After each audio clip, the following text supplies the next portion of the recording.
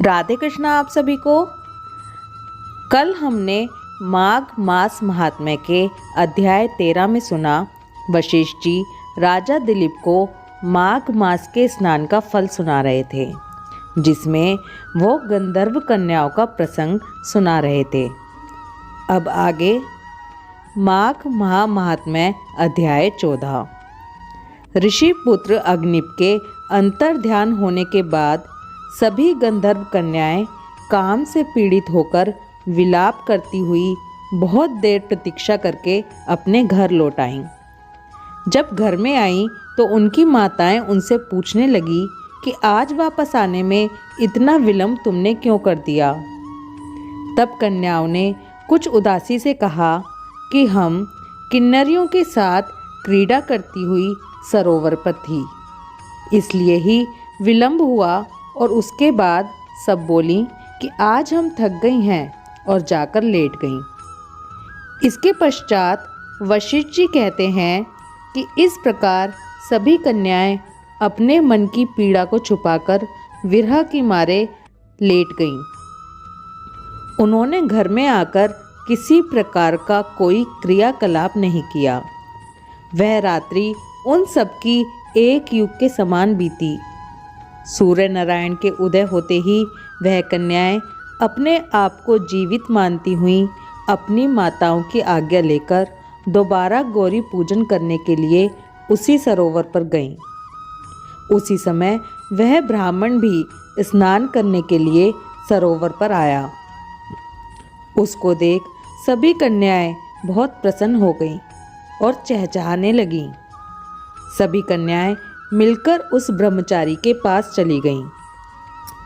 आपस में एक दूसरे का हाथ पकड़कर चारों तरफ से उसको घेर लिया और कहने लगी कि मूर्ख, कल तू भाग गया था लेकिन आज नहीं भाग सकता। हम लोगों ने तुमको घेर लिया है। ये सुनकर बाहुपाश में बंधे हुए ब्राह्मण ने मुस्कुराकर कहा, तुमने जो कुछ कहा सो ठीक ही है, परंतु मैं तो अभी ब्रह्मचारी हूँ। गुरुकुल में मेरा विद्या अभ्यास अभी पूरा नहीं हुआ है। पंडित को चाहिए कि जिस आश्रम में रहे उसके धर्म का पालन करे। इस आश्रम में मैं विवाह करना धर्म नहीं समझता। अपने व्रत का पालन करके और गुरु की आज्ञा पाकर ही विवाह कर सकता हूँ, उससे पहले नहीं कर सकता। यह बात सुनकर वह कन्याएं इस प्रकार बोली जैसे वैशाख मास में कोयल बोलती है, धर्म से अर्थ और अर्थ से काम और काम से धर्म के फल का प्रकाश होता है। ऐसा ही पंडित लोग और शास्त्र कहते हैं। हम काम सहित धर्म की अधिकता से आपके पास आई हैं, सो आप पृथ्वी के सब भोगों को भोगिए। उस ब्राह्मण ने कहा कि तुम्हारा वचन सत्य है, किंतु मैं अपने व्रत को समाप्त करके ही विवाह कर सकता हूँ, पहले नहीं कर सकता। तब वे कन्याएं कहने लगी कि तुम मूर्ख हो। अनोखी औषधि, ब्रह्म बुद्धि, रसायन सिद्धि, अच्छे कुल की सुंदर नारियां तथा मंत्र जिस समय प्राप्त हों तब ही ग्रहण कर लेनी चाहिए। कार्य को टालकर अच्छा नहीं होता। केवल भाग्य वाले पुरुष ही प्रेम से पूर्ण, अच्छे कुल से उत्पन्न, स्वयं वर चाहने वाली कन्याओं को प्राप्त होते हैं। कहाँ हम अनोखी नारियां, कहाँ आप तपस्वी बालक। यह बेमेल का मेल मिलाने में विधाता की चतुराई है। इस कारण आप हम लोगों के साथ गंधर्व विवाह कर लें। इनके ऐसे वचन सुनकर उस धर्मात्मा ब्राह्मण ने कहा कि व्रती रहकर इस समय विवाह नहीं करूँगा, मैं स्वयंवर की इच्छा नहीं करता। इस प्रकार उसके वचन सुनकर उन्होंने एक दूसरे का हाथ छोड़कर उसको पकड़ लिया। विमोहिनी और सुरस्वरा ने उसकी भुजाओं को पकड़ लिया। सुतारा ने आलिंगन किया और चंद्रिका ने उसका मुख चूम लिया। इससे वहाँ ब्राह्मण अत्यंत क्रोधित हो गया और उनको श्राप दिया कि तुम डायन की तरह मुझसे चिपटी हो, इस कारण पिशाचिनी हो जाओ। ब्राह्मण को इस प्रकार क्रोधित होकर श्राप देते देख वह सब कन्याएं उसको छोड़कर अलग खड़ी हो गईं। उन्होंने कहा कि हम निरपराधियों को व्यर्थ में श्राप क्यों देते हो। तुम्हारी इस धर्मज्ञता पर धिक्कार है। प्रेम करने वाले से बुराई करने वाले का सुख दोनों लोकों में नष्ट हो जाता है। इसलिए तुम भी हम लोगों के साथ पिशाच हो जाओ।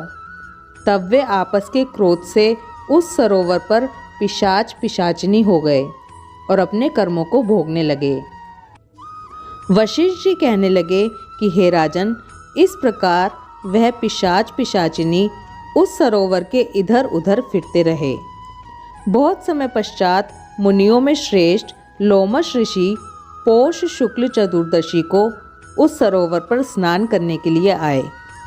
जब भूख से दुखी उन पिशाचों ने लोमश ऋषि को देखा तो उनको मारकर खाने के विचार से गोल घेरा बांधकर उनको चारों तरफ से घेर लिया।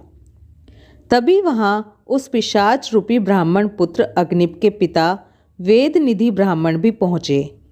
वहाँ पर आकर उन्होंने लोमश ऋषि को साष्टांग प्रणाम किया। वे सभी पिशाच ऋषि के तेज के सामने ठहर ना सके और दूर जाकर खड़े हो गए। पुत्र के दुख से दुखी हुए ब्राह्मण वेदनिधि हाथ जोड़कर लोमश ऋषि से कहने लगे कि भाग्य से ही ऋषियों के दर्शन होते हैं। फिर उन्होंने गंधर्व कन्या और अपने पुत्र का परिचय देकर सब वृतांत सुनाया और कहा कि हे मुनिवर, यह सब क्रोध और श्राप से मोहित होकर आपके सम्मुख खड़े हैं। आज इन सभी बालकों का निस्तार होगा, जैसे सूर्योदय से अंधेरे का नाश हो जाता है। वेदनिधि ब्राह्मण के ऐसे वचन सुनकर लोमश ऋषि के नेत्रों में जल भर आया। वेदनिधि से कहने लगे कि मेरे प्रसाद से बालकों को शीघ्र स्मृति पैदा हो। मैं उनका धर्म कहता हूँ, जिससे इसका आपस का ज्ञान विलीन हो जाएगा। वेदनिधि कहने लगे कि हे महर्षि, धर्म को जल्दी ही कहिए, क्योंकि श्राप की अग्नि बड़ी दुखदायक होती है। माघ महात्म्य अध्याय 14 समाप्त। ओम नमो भगवते वासुदेवाय नमः। राधे कृष्णा।